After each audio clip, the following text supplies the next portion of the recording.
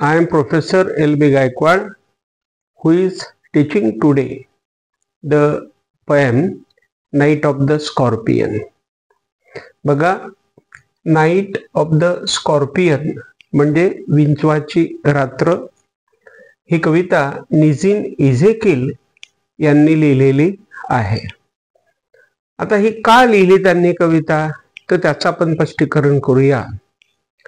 He wrote this poem, ही कविता त्यांनी लिहिली टू शो, दाखवण्यासाठी द फार्मर्स रिअल लाईफ, म्हणजे शेतकऱ्यांचं खरं जीवन, शेतकऱ्यांच्या जीवनाची वास्तवता, the reality of farmers life हे दाखवण्यासाठी. फेथ, शेतकऱ्यांची श्रद्धा दाखवण्यासाठी की शेतकऱ्यांची कशी सुपरस्टिशियस फेथ असते, कशी लोकभ्रम असतात, कसे पारंपरिक असतात. The farmers are traditional, the farmers are superstitious हे दाखवण्यासाठी. And man's reactions towards the suffering, आणि ज्या वेळेला माणूस हा आजारी पडतो किंवा त्याला काही होतं किंवा त्याला विंचू चावतो, अशा वेळेला माणसाच्या काय रिॲक्शन्स असतात, त्याचे काय मतं असतात, व्हॉट आर हिज ओपिनियन्स, हे सगळं दाखवण्यासाठी त्यांनी ही कविता लिहिलेली आहे. नंतर त्यांच्या आईला जो विंचू चावतो, तो त्या विंचवाच्या चावण्यामुळं तिथली पब्लिक काय म्हणते, what the public say or what the people say about the sting of the scorpion हे दाखवण्यासाठी, म्हणजे विंचू चावल्याच्या नंतर लोकांचे मत काय पडतात हे दाखवण्यासाठी त्यांनी ही कविता लिहिलेली आहे. निझिम्स चाइल्डहुड एक्सपिरियन्स या कवितेमध्ये, in this poem Nissim Ezekiel has explain his own child experience, जे स्वतःच्या बालपणाचा एक अनुभव त्यांनी इथं आपल्यासोबत शेअर केलेला आहे. हा अनुभव त्यांचा सेमी ऑटोबायोग्राफिकल आहे. म्हणजे this experience of this poet is semi biographical, म्हणजे हा पूर्ण ऑटोबायोग्राफिकल नाही आहे. म्हणजे this is not the total autobiographical, हा पूर्ण ऑटोबायोग्राफिकल नाही आहे, परंतु सेमी म्हणजे हाफ, म्हणजे थोडासा अर्धासा छोटासा एक प्रसंग त्यांनी या ठिकाणी सांगितलेला आहे. When his mother was stung by a scorpion in rural life of farmers, म्हणजे त्यांच्या आईला एक विंचू चावतो, म्हणजे the scorpion stings his mother, आईला एक विंचू चावतो आणि तो विंचू एका रुरल लाईफ ऑफ फार्मर्स, म्हणजे शेतकऱ्यांच्या ग्रामीण भागामध्ये एका खेड्यामध्ये तो त्या आईला चावतो. म्हणजे एरिया हा ग्रामीण असतो. The people are villagers, the people live in the village, खेड्यामध्ये लोक राहतात. आणि ड्युरिंग अ स्टॉर्म, म्हणजे वादळी रात्र ती असते, पावसाची रात्र ती असते, म्हणजे it is the night of the storm and rainy season. अशा परिस्थितीमध्ये, in such A situation the scorpion stings the mother, असा हा भाग आहे. इथं ही हायलाइट्स द कॉन्ट्रास्टिंग ओपिनियन्स, म्हणजे या ठिकाणी ते विसंगत मत लोकांचे सांगतात.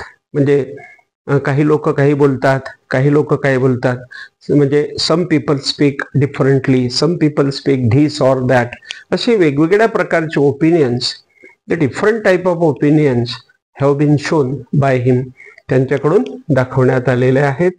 मग त्याच्यामध्ये रिगार्डिंग पेन आहे, दुःख आहे, म्हणजे आईला ज्या वेळेला विंचू चावतो त्यावेळेला आईला कशा यातना होतात, म्हणजे how mother goes through the pangs or through the trouble, हे त्यांनी दाखवण्याचा प्रयत्न केलेला आहे. फार्मर्स सुपरस्टिशन्स, शेतकऱ्यांचे लोकभ्रम, लोकभ्रम म्हणजे शेतकऱ्यांच्या परंपरा, काही विश्वास, काही चुकीच्या परंपरा, ह्या त्यांनी दाखवण्याचा प्रयत्न केलेला आहे. म्हणजे Nissim Ezekiel has tried to show the superstitious atmosphere of the farmers life. जे शेतकऱ्यांच्या जीवनाचं एक लोकभ्रमात्मक किंवा एक पारंपरिक जीवन त्यांनी या ठिकाणी दाखवण्याचा प्रयत्न केलेला आहे. सायंटिफिकली अँड रिलिजियसली, म्हणजे रिलिजियसली म्हणजे धार्मिकरित्या आणि सायंटिफिकली म्हणजे शास्त्रीयरित्या, जे दोघं दृष्टिकोन त्यांनी या ठिकाणी दाखवलेले आहे. म्हणजे he has shown both the views, both the outlooks, both the I will say opinions here. म्हणजे निझिम इझेकिल हे मॉडर्न माइंडेड आहे, म्हणजे सायंटिफिक माइंडेड आहे. म्हणजे Nissim इझेकिल is modern minded, scientific minded, and the people are of the superstitious minded. Mother is also superstitious. हे त्यांनी दाखवण्याचा प्रयत्न केलेला आहे. आता प्रत्यक्षात ती पोएम कशी आहे ते आपण तिचं बघूया, अनालिसिस बघूया, तिचा अर्थ बघूया. तर बघा कसं आहे ते. द पोएम पहा, ती पोएम स्वतः कशी आहे. द पोएम इटसेल्फ इज, कविता स्वतः कशी आहे बघा. आय रिमेंबर, कवी म्हणतो आय रिमेंबर, मला आठवत आहे. द नाईट, ती रात्र. माय मदर, माझ्या आईला was stung by a scorpion, म्हणजे एका विंचवाकडून माझ्या आईला नांगी मारली गेली, डंख मारला गेला. ती रात्र मला आठवत आहे. म्हणजे या ठिकाणी त्यांची चाइल्डहुड मेमरी तो कवी आपल्यासोबत शेअर करत आहे. म्हणजे the poet is sharing here the childhood memory with us, and that's why this poem is semi autobiographical. म्हणून ही कविता थोडासा साधारणसा आत्मचरित्रात्मक प्रसंग घेऊन आलेली आहे.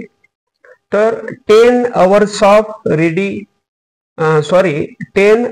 ऑफ स्टेडी रेन, म्हणजे 10 hours ऑफ स्टेडी रेन म्हणजे जवळपास 10 तास सारखा पाऊस पडत होता. म्हणजे it was raining for 10 hours steadily, म्हणजे continuously the rain was falling for 10 hours, अशी त्या कवितेमध्ये परिस्थिती आहे. आणि त्या तसल्या 10 तासाच्या पावसामुळे had driven him to crawl, had driven him म्हणजे त्या 10 तासाच्या पावसामुळे, because of the rain of the 10 hours, तो विंचू कंटाळलेला आहे, थकलेला आहे. म्हणजे द स्कॉर्पियन इज टायर्ड, आणि म्हणून तो स्कॉर्पियन हॅड ड्रिव्हन हिम म्हणजे त्या स्कॉर्पियनला फेकलं गेलेलं होतं त्यावेळेला टू क्राउल, आणि म्हणून तो फेकला गेला. त्या कंटिन्युअस पावसामुळे तो घरामध्ये आला. आणि beneath a sack of rice, beneath a sack of rice म्हणजे आपल्या तांदळाच्या पोत्याखाली तो जाऊन बसला. कुठे जाऊन बसला तो? तांदळाच्या पोत्याखाली. म्हणजे the scorpion went beneath the sack of the rice, त्याच्या खाली तो जाऊन बसला. आणि पार्टिंग विथ हिज पॉइझन, त्याचं पॉइझन त्याने आईच्या त्या शरीरामध्ये सोडलं. पार्टिंग म्हणजे सोडलं. Flash of diabolic tail in the dark room, आणि त्या अंधाऱ्या खोलीमध्ये त्याची शेपटी चमकत होती. म्हणजे its tail was shining, was giving light in the dark room, त्या अंधाऱ्या खोलीमध्ये त्याची ती शेपटी चमकत होती, दिसत होती, असा त्या ठिकाणी भाग आहे. ही रिस्क्ड द रेन अगेन, पुन्हा त्याने त्या रेनचा म्हणजे रेनची रिस्क घेतली. म्हणजे पुन्हा त्याने त्या पावसामध्ये तो तिकडे गेला. थोडासा आता आईला चावून घेतलं आणि त्याने जागा बदलवली. म्हणजे ही म्हणजे the mother was stung by him, आणि तो तिथून निघून गेला. कारण त्याला भीती निर्माण झाली त्या विंचवाला की आता लोक मला मारतील, आणि म्हणून तो निघून गेला. म्हणजे the people will kill him, that's why तो निघून गेला, बाहेर गेला. आणि म्हणून इथं असं म्हटलंय कवीने की he risked the rain again, पुन्हा त्याने त्या पावसाची रिस्क घेतली. म्हणजे the scorpion went into the rain, त्या पावसामध्ये तो निघून गेला. The peasants came like swarms of flies, म्हणजे जे पेझंट्स होते, म्हणजे ज्यांना आपण म्हणूया द पेझंट्स, म्हणजे जे शेतकरी होते, द फार्मर्स होते, ते केम धावत आले. इथं खेड्यातलं वातावरण दाखवलेलं आहे.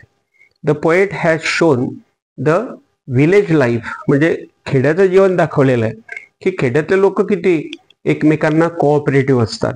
म्हणजे the farmers are very cooperative, आणि म्हणून ते कसे आले, द पेझंट्स केम आले, लाईक स्वॉर्म्स ऑफ फ्लाईज, म्हणजे माशांचे थवे कसे येतात, म्हणजे एखाद्या आपल्या भक्ष्यासाठी, आपल्या हंटसाठी, आपल्या खाद्यासाठी त्या माशा कशा उडत उडत फटकन येतात, चटकन येतात, असे ते सगळे शेतकरी त्या आईला मदत करायला आले. म्हणजे all the farmers came to help the mother like the swarms of the flies, जशा मधमाशा उडून येतात, अगदी खूप असे थवेचे थवे, म्हणजे खूप येतात, असे ते धावत धावत आले. And buzzed the name of God 100 times, आणि 100 वेळा त्यांनी त्या देवाचं नाव घेतलं. म्हणजे the farmers pronounced the name of the God. कारण खेडेगावामध्ये हीच एक प्रथा असते, म्हणजे this is the tradition in the village, की चला बा काही घडलं तर देवाचं नाव आपले शेतकरी लोक खूप घेत असतात. म्हणजे सायन्सचा वापर ते करत नाही, सायंटिफिकली ते जात नाही. म्हणजे they do not go with the science, they do not go with the modern rules and regulations, they do not go scientific medicine, पण ते देवाचं नाव घ्यायला सुरुवात करतात. म्हणजे देवाला हाक मारतात, देवाचं नाव घेतात. काही म्हणतात की चला बा एखाद्या मांत्रिकाकडे आपण जाऊ, म्हणजे we will go to the particular मांत्रिक, that is called the particular person who cares with mantras. तर अशा एखाद्या माणसाकडे आपण जाऊ असं ते म्हणतात.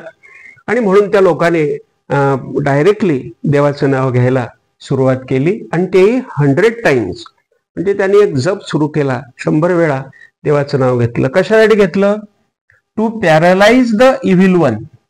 टू पॅरलाइज म्हणजे थांबवण्यासाठी, मारण्यासाठी. द इव्हिल वन म्हणजे तो स्कॉर्पियन, द इव्हिल वन म्हणजे तो दुष्ट स्कॉर्पियन, त्याला मारण्यासाठी त्याने अशी आयडिया केली.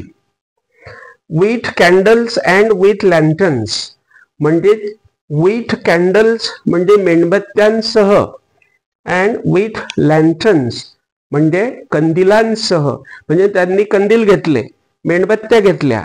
म्हणजे the farmers took the candles and the lanterns with them, आणि त्यांनी त्या विंचवाचा शोध सुरू केला. Throwing giant scorpion on shadows. आता त्या on the mud baked walls, आणि ज्या भिंती होत्या घराच्या, त्या भिंती चिखलाच्या होत्या. चिखलाच्या म्हणजे शेणाने किंवा चिखलाने बनवलेल्या, सारवलेल्या त्या भिंती होत्या. अशा भिंतींवर त्या विंचवाचे शॅडोज म्हणजे विंचवाच्या सावल्या पडत होत्या. म्हणजे विंचू कुठेतरी होता, त्याच्या सावल्या त्या भिंतीवर उमटत होत्या. म्हणजे the shadows of the scorpion were coming upon the mud wall, the mud baked wall, म्हणजे चिखलाच्या भिंतींवर त्या विंचवाच्या त्या सावल्या पडत होत्या. आणि हे सगळं वातावरण त्या ठिकाणी दिसत होतं. सगळं खेडेगावातलं वातावरण कवी वर्णन करत आहे. The poet is describing here the atmosphere of the village. अशा प्रकारे मग ते लोक त्याला पाहू लागले. बघा काय म्हटलेलं आहे पुढे, दे सर्चड फॉर हिम, म्हणजे त्यांनी त्याच्यासाठी शोध घेतला. म्हणजे त्या विंचवाला त्यांनी बघितलं. They try to find out the scorpion, पण तो scorpion he was not found. तो स्कॉर्पियन मात्र त्यांना सापडला नाही. म्हणजे त्यांना शेवटी तो विंचू काही सापडला नाही. आईला चावला, निघून गेला, कारण पाऊसही खूप पडत होता. असं एक उत्तम कविता कवीने या ठिकाणी दिलेली आहे. आता बघा, ह्या कवितेचा नाईट ऑफ द स्कॉर्पियनचा पहिला भाग मी आपल्याला सांगितला. आता दुसरा भाग मी पुन्हा तुम्हाला देणार आहे.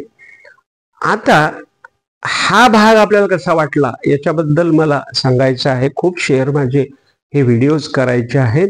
आणि माझे जे चॅनल आहे professor LB Gaikwad's English literature web, या चॅनलला खूप खूप व्हिजिट द्यायची आहे.